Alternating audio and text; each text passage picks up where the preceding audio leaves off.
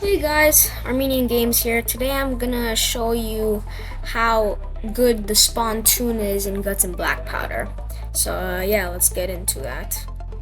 I feel like everyone hates the Spontoon. I mean, not everyone, but a lot of people hate the Spontoon. For some reason, they're like, oh, it doesn't have that much damage. Oh, it doesn't have this. Oh, it doesn't have that. And I'm like, shut up. Just shut up. So, yeah, the one thing I like about the Spontoon is that it can go in every direction, unlike the Lance. Which, what I'm talking about is that you can swing from left to right to up to down, like you do a heavy saber or a regular saber.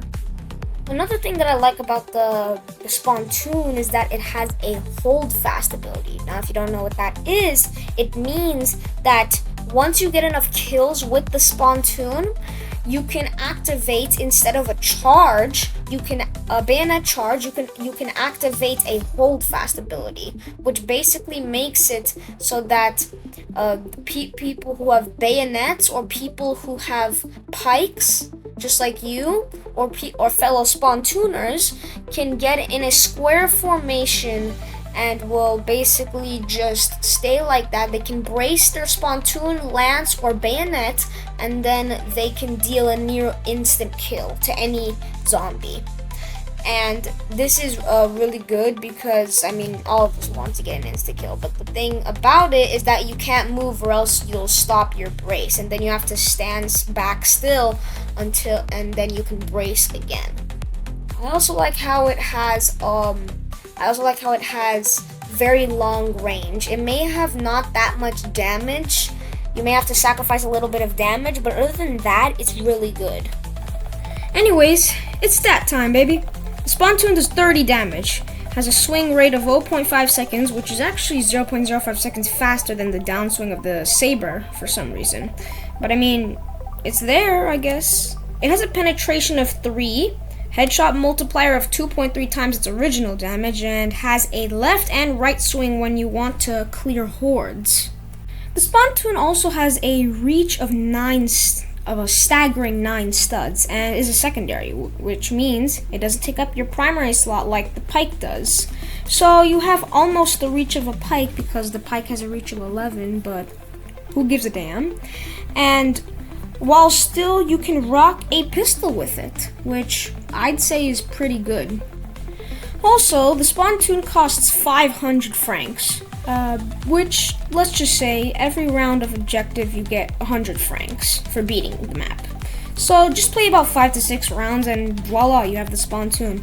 I also like how it encourages standing still gameplay. It can also encourage frontlining, since you need to be in the front lines for it to be the most effective. The hold fast ability that I talked about earlier lasts about 20 seconds compared to the bayonet charge's 8 seconds.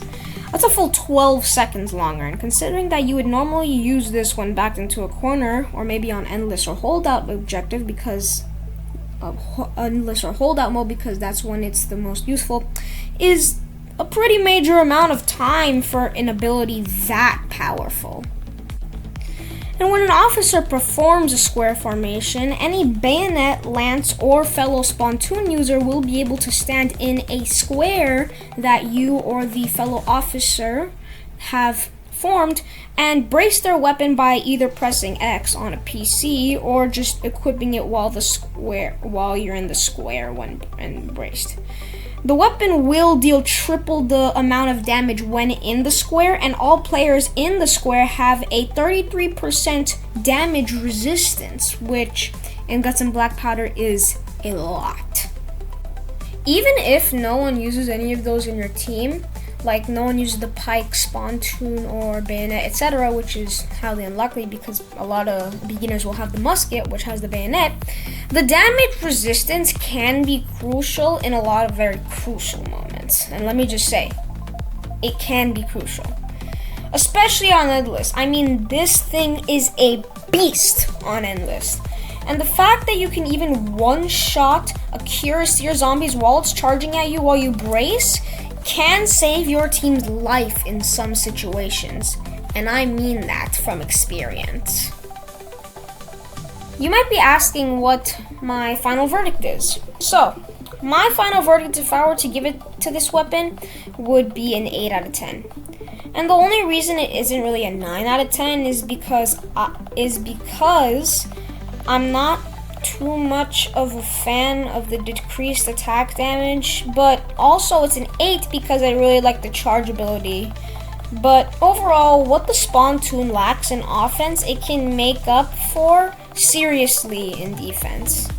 And so, yeah, it just does.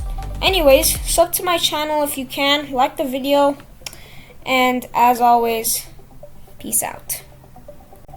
Hey guys, editing Armenian Games here, and I would really appreciate it if you liked the video because this took an insanely long amount of time and I kept on getting sidetracked.